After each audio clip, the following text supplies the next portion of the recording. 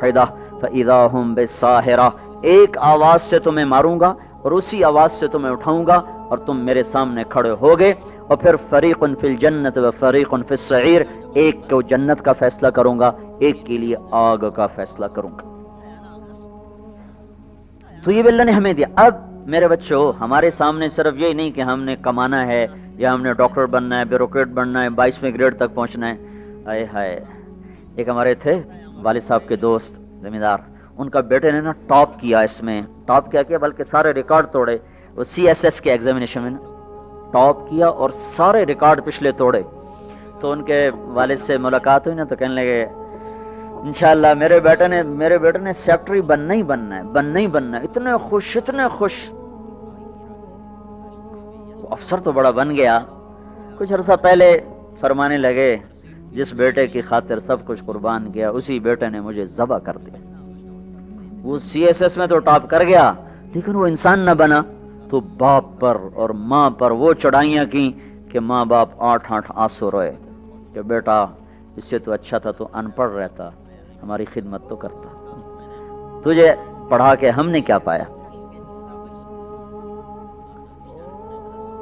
تو میرے عزیزو، ہمیں ایک راستے پر چلنا ہے، اس سے دائیں بائیں ہم نہیں ہو سکتے، جس کو اللہ نے اسلام کا نام دیا ہے، جس کے چلنے سے آگے جا کر اللہ تعالی ہمیں آخرت میں جنت دے گا، دنیا میں خوبصورت اور بہترین زندگی دے گا۔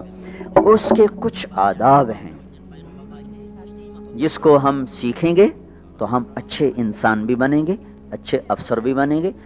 سلطان محمود غزنوی، دنیا میں 4 بڑے بادشاہ گزرے ہیں، 4 بڑے بادشاہ۔ ٹاپ لسٹ پر ہے چنگیز خان، اس کے بعد ہے محمود غزنوی، اس کے بعد ہے سکندر یونانی، اور اس کے بعد ہے تیمور لنگ۔ اس میں 2 مسلمان ہیں، 2 کافر ہیں۔ سکندر یونانی تو عیسیٰ علیہ السلام سے بھی پہلے تھا، تو 355 قبل مسیح اس کا انتقال ہوا، اور صرف 33 برس کی عمر میں وہ 13 جون 353 قبل مسیح بابل میں وہ ملیریا بخار میں مر گیا۔ ساری دنیا میں ظلم کر کے کھوپڑیاں کھڑی کر دیں، اور اللہ نے جو پکڑا 33 سال کی عمر، کہنے لگا ہے کوئی مجھ سے میری ساری سلطنت لے لے اور مجھے یونان پہنچنے کی مہلت دے دے، لیکن وہ راستے میں مر گیا۔ اس کا بیٹا ملتان میں قتل ہو گیا تھا، ملتان کی لڑائی میں اس نے ملتان فتح، اس کا ایک ہی بیٹا تھا، وہ یہاں قتل ہوا۔ اس کی سلطنت 3 سرداروں میں تقسیم ہو کر زیر و زبر ہو گئی۔ چنگیز خان نے حکومت کی بنیاد رکھی، بڑی طاقتور، لیکن 40 سال کے بعد اس کی ساری نسل مسلمان ہو گئی۔ محمود غزنوی نے 34 برس حکومت کی، اور دنیا میں نمبر 2 وہ بادشاہ ہے فاتح کے لحاظ سے، 34 برس حکومت کی، سلطان کا لقب پایا۔ نہ وہ کسی مسجد کا امام تھا، نہ کسی وہ خانقاہ میں پیر تھا، نہ کسی گدی نشین تھا، نہ وہ کسی کونے میں بیٹھ کے اللہ اللہ کرنے والا تھا۔ 34 سال دنیا پر حکومت کی۔ 1974 میں غزنی میں زلزلہ آیا، اس کی قبر پھٹ گئی۔ اس کی قبر کو ریپر کرنے کے لیے نا اس کو صاف کیا تو کیا دیکھا، تابوت صحیح سلامت پڑا ہوا ہے۔ تابوت کو کھولا تو کیا دیکھا، سلطان محمود ایسے قبر میں پڑا ہے جیسے آج کسی نے قبر میں رکھا ہو۔ قبر صرف شہید کو چھوڑتی ہے، بس شہید یا نبی، اس کے بعد جس کو اللہ چاہے، ورنہ نیک سے نیک کی ہڈیاں گل جاتی ہیں۔ سلطان محمود شہید بھی نہیں ہوا، نبی بھی کوئی نہیں ہے، 34 سال کا حکمران ہے، کیا عمل کر کے گیا کہ 1000 برس کے باوجود قبر کی مٹی اس کو ہاتھ نہیں لگا سکی۔ اور ایک فرینچ انہوں نے بلایا تھا ماہر کھولنے والا تابوت، تو اس نے جب دیکھا نا تو وہ تو پلٹ کے پیچھے بے ہوش ہو گیا، کہ سلطان محمود ایسے پڑے تھے کہ ان کا سیدھا ہاتھ دل پر رکھا ہوا تھا اور کفن یہاں تک آیا ہوا تھا، اور ایسے تھا جسم جیسے سویا ہوا آدمی ہوتا ہے، جدھر موڑو ادھر مڑ جاتا تھا۔ 34 برس کی حکومت کے بعد 1000 برس قبر میں زندگی گزار کر مٹی اس کو ہاتھ نہیں لگا سکی۔ تو میرے عزیزو، میرے بچوں، تم اللہ کے نیک بندے بن کے زندگی گزارو، جو مقصد زندگی، وما خلقت الجن والانس الا لیعبدون، کہ اللہ بات تیرے بندے بن جائیں۔ اللہ کے بندے بننے کے لیے چند باتیں ہیں، جس کو سورہ لقمان میں اللہ تعالیٰ نے باپ کی حیثیت سے، استاد کی حیثیت سے بچے سے بات کرتے ہوئے ہمیں سبق دیا ہے۔ یہ ہر ٹیچر کو، ہر پرنسپل کو، ہر استاد کو یہ رکوع یاد ہونا چاہیے، اور ہر بچے کو بھی یاد ہونا چاہیے۔ وَإِذْ قَالَ لُقْمَانُ لِابْنِهِ وَهُوَ يَعِظُهُ، جب لقمان نے اپنے بچے کو نصیحت کی۔ اللہ نے ہمیں یہ نصیحت کیوں سنائی ہے کہ تم اپنی نسل کو ان بنیادوں پر اٹھاؤ گے۔ وہ کیا ہے؟ پہلی نصیحت کیا ہے؟ یا بنیا لا تشرک باللہ، میرے بیٹے شرک نہ کرنا، لا الہ الا اللہ، اللہ کے سوا کوئی معبود نہیں ہے، اللہ کے سوا کوئی کام کرنے والا نہیں ہے، اللہ کے سوا کسی کے ہاتھ میں کچھ نہیں۔ جب تم ٹوٹ کر دل سے مانگو گے اللہ غیب سے کرے گا۔ مجھے بچپن کا واقعہ یاد آ گیا۔ مجھے بچپن میں نا کہانیاں پڑھنے کا شوق زیادہ تھا اور سکول کی کتابیں پڑھنے کا شوق تھا ہی کوئی نہیں، تو میری اس میں بڑی پٹائی ہوتی تھی۔ جب بھی وہ میں پکڑا جاتا تو میں کوئی نہ کوئی کہانی کی کتاب پڑھ رہا ہوتا تھا، تو ماں نے زیادہ مارا، ابا نے کم مارا، تو وہ ہر کہانی کو ایک کتاب کے آگے نا اگلی کتاب کا اشتہار ہوتا تھا۔ تو میں تمہیں کیا بتاؤں، وہ اگلی کتاب کا میں نے اشتہار پڑھا تو میں کہوں اب میں خرید بھی نہیں سکتا ہوں، کہہ بھی نہیں سکتا ہوں، کہوں گا تو پٹائی ہوگی۔ اور وہاں ہمارا قصبہ تلمبا، وہاں وہ ملتی ملتان سے ارے ملتی نہیں تھی، ملتان ہم سے 60 میل دور، اور جانے کا کوئی سوال ہی نہیں پیدا ہوتا۔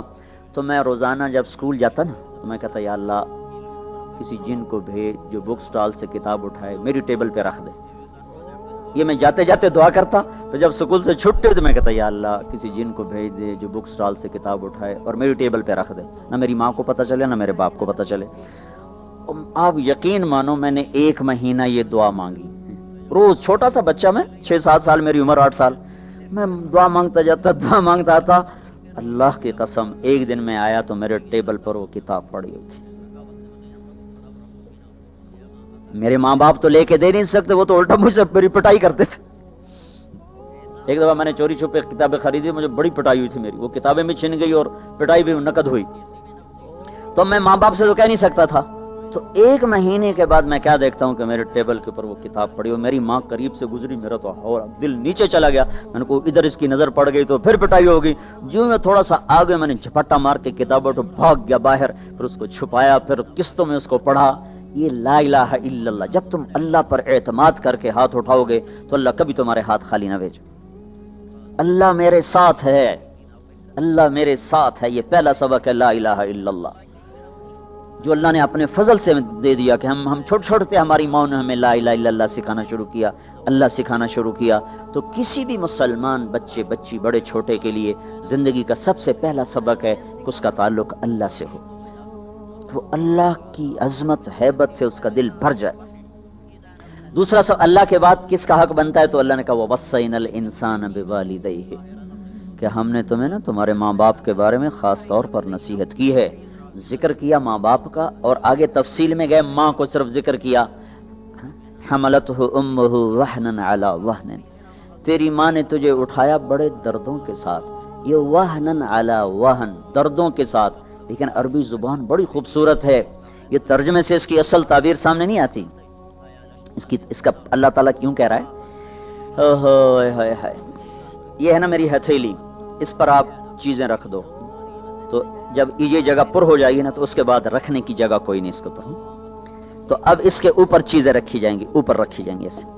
تو اللہ تعالیٰ یہ کہہ رہا ہے اپنے ماں باپ کی خاص طور پر خدمت کرو، اور خاص طور پر ماں کی، کیوں کہ تیری ماں نے تجھے اٹھایا دردوں پر درد رکھتے ہوئے، اس کا سارا بدن جب دردوں سے بھر گیا، اور ابھی درد آ رہے ہیں، وہ تو ختم نہیں ہوئے، 9 مہینے کے درد چل رہے ہیں، تو جب اس کے بدن کا رواں رواں، رونگٹا رونگٹا، بال بال دردوں سے بھر گیا، تو پھر اوپر درد کی تہ لگتی گئی، اور 2.5 سال تیرے دودھ چھڑانے تک اس نے یہ درد سہے۔ لہذا دیکھو خبردار اپنی ماں باپ کے آگے چوں بھی نہ کرنا، لا تقل لہما اف، ان کے آگے اف بھی نہ کرنا۔ اتنے خوبصورت انداز میں اللہ نے ماں باپ کا حق سمجھایا ہے۔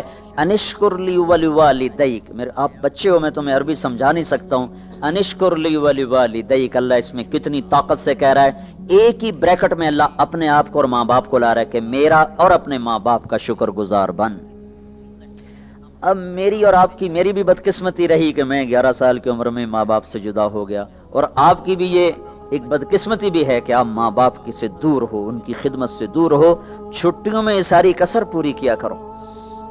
ایک آدمی آیا، کہا یا رسول اللہ میں نے اپنی ماں کو کندھے پہ بٹھا کے حج کرایا ہے، کبھی اللہ آپ کو حج پہ لے جائے گا تو آپ دیکھنا کتنا مشکل سفر ہے، اب تو سڑکیں ہیں پھر بھی مشکل ہے، کوئی 16 میل بنتا ہے مکہ سے جو مینا کا جو عرفات ہے وہ قسطوں میں چونک کے جاتے ہیں. 15-16 میل کا سفر ہے اور وہ پہاڑ تھے کہ میں نے اپنی ماں کو کندھے پہ اٹھایا, حج کرایا, طواف کرایا. اب میں نے اپنی ماں کا حق ادا کر دیا. تو ہمارے نبی نے فرمایا تو نے ابھی ماں کا جو دودھ پیا تھا نا 2 سال, اس میں سے ابھی 1 گھونٹ کا حق بھی ادا نہیں کیا, 1 گھونٹ. اور اس سے بھی بڑی بات بتاؤں, عبید اللہ بن عمیر کے پاس ایک شخص آیا, کہا جی میں نے اپنی ماں کو خراسان سے اٹھایا, خراسان ہی افغانستان میں, اور یہاں سے میں اس کو لے کے چلا ہوں, میں نے اس کو حج کروایا اور کندھے پہ ہی لے کے چلا ہوں سارے سفر میں, تو کیا اب میں نے اپنی ماں کا حق ادا کر دیا؟ تو انہوں نے ارشاد فرمایا ابھی 1 گھونٹ دودھ کا حق ادا نہیں ہوا. اور عبداللہ بن عمر طواف کر رہے تھے, ایک بدو طواف کر کے نا اپنی ماں کو کندھے پہ بٹھا کے طواف کر رہا تھا. تو جب طواف ختم ہونے لگا تو اس نے ماں کو ایسے, کیا ماما تیرا حق ادا ہو گیا, تیرا حق ادا ہو گیا؟ تو عبداللہ بن عمر نے فرمایا تیری ماں نے تجھے تھک تھک کر جو ہزاروں نہیں کروڑوں لمبے لمبے سانس لیے تھے نا, ابھی اس میں سے 1 سانس کا بھی حق ادا نہیں ہوا. جو ماں باپ کا حق نہیں پہچانتا وہ کبھی دنیا میں کامیاب نہیں ہو سکتا. اور میرے بچوں, ماں باپ کے بعد دوسرا باپ استاد ہوتا ہے, باپ کے بعد دوسرا جو باپ ہے وہ استاد ہوتا ہے. جو استاد کے آگے سر جھکائے گا اللہ اس کو اس کے علم میں نفع عطا کرے. تو اللہ تعالیٰ نے دوسری چیز جو بطور انسان مسلمان اور اچھا کامیاب انسان ہونے کے ہمیں دی ہے, وہ ماں باپ کی خدمت اور ماں باپ کی اطاعت دی ہے. موسیٰ علیہ السلام نے ایک دفعہ اللہ تعالیٰ سے کہا یا اللہ میرا جنت کا ساتھی کون ہے؟ تو اللہ تعالیٰ نے کہا وہ فلانا قصائی, قصائی نا گوشت بیچنے والا. تو موسیٰ علیہ السلام بڑے حیران ہوئے, قصائی میرا ساتھی کیسے بنا دیا؟ وہ اللہ تعالیٰ کہتے ہیں بھئی فلاں مجاہد, فلاں غازی اور فلاں عالم, فلاں پیر, فلاں بزرگ تیرا جنت کا کہنے قصائی. قصائی تو ویسے ہی آپ کو پتا چھری ہر وقت ان کے ہاتھ میں ہوتی, ان کا ویسے ہی دل سخت ہو جاتا. تو موسیٰ علیہ السلام دیکھنے چلے گئے, میں دیکھو تو وہ کون سا قصائی ہے جو جنت میں میرا ساتھی بن گیا ہے. تو دیکھا ایک قصائی ایسے بیٹھا چوکڑی مار کے اپنا گوشت کاٹ رہا ہے, بیچ رہا ہے. دیکھتے رہے. جب وہ اس کا گوشت ختم ہو گیا نا تو اس نے ٹکڑا اٹھایا ایک گوشت کا اور تھیلے میں ڈال کے چل دیا. تو موسیٰ علیہ السلام کہنے لگے میں تیرے ساتھ آ سکتا ہوں؟ اس کو نہیں پتا یہ موسیٰ ہیں. کہنے لگا آ جاؤ. وہ گھر گیا, اس نے جا کے وہ گوشت کی بوٹیاں بنائیں, پھر ہانڈی پہ چڑھایا اور ادھر آٹا گوندنا شروع کیا.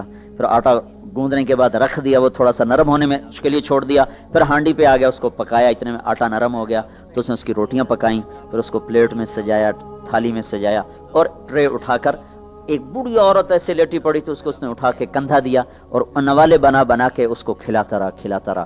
جب اس نے کھا لیا تو اس نے اس کا منہ صاف کیا تو اس نے کچھ کہا, عورت نے کچھ کہا, اس نے ہٹا دیا. موسیٰ علیہ السلام نے کہا یہ کون ہے؟ کہا جی میری ماں ہے, بہت ضعیف ہو گئی ہے, میں صبح جب جاتا ہوں ساری اس کی خدمت کر کے جاتا ہوں, پھر اپنے کام پہ جاتا ہوں, شام کو جب واپس آتا ہوں پہلے اس کو کھانا کھلاتا ہوں, اس کے بعد اب میں اپنے بچوں کو کھانا کھلاؤں گا, دیکھوں گا. تو موسیٰ علیہ السلام نے کہا یہ کیا کہہ رہی تھی جب تو منہ صاف کر رہا تھا, لٹا رہا تھا, یہ کچھ کہہ رہی تھی؟ وہ کہنے لگا جی یہ پاگل ماں ہے, جب بھی میں اس کی خدمت کرتا ہوں شروع ہو جاتی اللہ تعالیٰ تجھے جنت میں موسیٰ کا ساتھی بنائے. میں کہاں اور موسیٰ کہاں ہیں, میں کتھے تھے موسیٰ کتھے ہیں. تو موسیٰ علیہ السلام نے کہا نہیں تیری ماں نے تیرا کام بنا دیا ہے, میں موسیٰ ہوں, تجھے دیکھنے آیا ہوں. تو میرے عزیزو ہم بھی بس اللہ معاف کرے, مجھے بھی یاد آیا جب پیسے ختم ہوتے تھے نا اسی وقت ہی میں خط لکھا کرتا تھا, اتنے پیسے بھیج دیں. تو ایک دن میرے باپ کہنے لگے بیٹا بس جب پیسے ختم ہوتے ہیں تو اسی وقت ہی خط لکھتا ہے, آگے پیچھے تو کبھی تو میں خط لکھا ہی نہیں ہے. تو میرا خیال ہے تم بھی ایسا ہی کرتے ہوگے, جب پیسے ختم ہوتے ہوں گے پھر خط لکھتے ہوگے. تو اگر تم ان کی خدمت اب تو کرنی, ان کو ہر ہفتے خط لکھو, ہر ہفتے نہیں لکھتے ہو ہر 2 ہفتے کے بعد خط لکھو, ان کا حال پوچھو, اپنا حال دو, اپنے ماں باپ کے لیے دعا کرو. مجھے ایک نوجوان ملا, بڑا ذمہ دار کا بیٹا, کہنے لگا مولانا میری آج تک کوئی دعا رد نہیں ہوئی, میں جو دعا مانگتا ہوں قبول ہو جاتی. میں نے کہا تمہارے پاس کیا نسخہ ہے, ہمیں بھی بتا دو. کہا جی میں ایک تو روزانہ اپنے ماں باپ کو رات کو جب وہ سوتے ہیں نا تو اپنے باپ کو بھی دباتا ہوں, اپنی ماں کو بھی دباتا ہوں, اور جب مجھے کوئی دعا مانگنی ہوتی ہے تو ان کو دبا کر پھر ان کے قدموں میں بیٹھ جاتا ہوں. پہلے اپنے باپ کے پاؤں اپنے منہ پہ ملتا ہوں اور اس کو چومتا ہوں, پھر ماں کے پاؤں اپنے منہ پہ ایسے ملتا ہوں, پھر چومتا ہوں, پھر ان کے قدموں کے نیچے بیٹھ کے دعا کرتا ہوں. میری آج تک کوئی دعا رد نہیں ہوئی. تو میرے عزیزو, ماں باپ کے فرما بردار بننا, ان کو دکھ نہ دینا, ہمیں پتہ نہیں تھا. جب پتہ چلا تو وہ مر گئے، چلے گئے، اب میں ان کو واپس نہیں لا سکتا ہوں، تمہارے اللہ کرے زندہ ہوں تو تم ان کی خدمت کر لینا، تمہیں اتنے تمہارے نصیب جاگیں گے کہ یہ ڈگریاں وگریوں سے کچھ بھی نہیں ملنے کا، اگر تم نے ماں باپ کی دعا لے لی تو اس پر جو ملنے والا ہے وہ تمہاری اگلی نسلیں بھی اس سے فائدہ اٹھائیں۔ کبھی بد دعا نہ لینا، کبھی ان کی ہائے نہ لینا، ایسے کسی استاد کی بد دعا نہ لینا، کسی استاد کا دل نہ دکھانا، ورنہ تم جو پڑھ رہے ہو نا سارا بے برکت ہو جائے گا۔ استاد بھی باپ کا درجہ رکھتا ہے، چاہے وہ اچھا یا برا، یہ اس کا اپنا عمل ہے، تمہارا استاد ہے بس سر جھکا دو تو اللہ تمہیں جو اس سے پڑھ رہے ہو نا اس کی حقائق تک اللہ تعالیٰ تمہیں پہنچائے گا۔ حضرت علی فرمایا کرتے تھے جو مجھے ایک حرف سکھا دے میں اس کا غلام چاہے مجھے بازار میں بیچ دے۔ تیسری ہماری جو بنیاد ہے وہ ہے یا بنی انہا ان تق مثقال حبۃ من خردل فتکن فی صخرۃ او فی السماوات او فی الارض یات بها اللہ ان اللہ لطیف خبیر۔ یہ احساس بیدار کرنا کہ بیٹا اللہ تجھے دیکھ رہا ہے، یہ ایک تیسری چیز ہے جو ایک مسلمان بچے کے لحاظ سے ہمیں اس کا سیکھنا فرض ہے کہ میرا اللہ مجھے دیکھ رہا ہے۔ لقمان علیہ السلام کہہ رہے میرا بیٹا دیکھو تم ایک دانے کے برابر گناہ کرو گے یا نیکی کرو گے، وہ کہیں چھپ کر کرو گے پہاڑ کے اندر یا زمین کے اندر یا ہواؤں میں گم ہو کر کرو گے نا تو تیرا اللہ تیرے ساتھ ساتھ ہے، تجھے دیکھ رہا ہے، تو جہاں بھی کرے گا اللہ تیرے ساتھ ہے، تیری نیکی ہے تو وہ بھی تیرے سامنے کرے گا، تیری برائی ہے تو وہ بھی تیرے سامنے کرے گا۔ یہ تصور کہ میرا اللہ مجھے دیکھ رہا ہے یہ آپ کو بڑے بڑے گناہوں سے بچا دے اور بڑے بڑے غلط کاموں سے آپ کا قلم رک جائے گا کہ نہیں یہ نہیں ہو سکتا، میرا اللہ مجھے دیکھ رہا ہے، میرا اللہ میرے ساتھ ہے۔ یہ تصور بڑے بڑے گناہوں سے انسان کو روکتا ہے۔ حبیب بن عمیر ایک بڑے عرب شاہ سوار تھے، وہ روم کی قید میں آ گئے، بڑے خوبصورت، تو ان کو رومیوں نے کہا تو عیسائی ہو جا تو ہم تیری زندگی بھی بخش دیں گے، بڑی جاگیر دیں گے۔ وہ کہنے لگے یہ نہیں ہو سکتا، تو انہوں نے کیا کیا، ایک ان کو کمرے میں ایک گھر میں ان کو بند کر دیا اور ایک رومن خوبصورت لڑکی کو اس کے ساتھ چھوڑ دیا اور اس کا شراب بھی رکھ دی، کھانا بھی رکھ دیا، اور اس لڑکی سے کہا کہ اس کو برائی پہ تم نے آمادہ کرنا ہے، جس وقت اس نے منہ کالا کر لیا پھر یہ شراب بھی پیے گا اور پھر یہ ہمارا غلام بھی بنے گا۔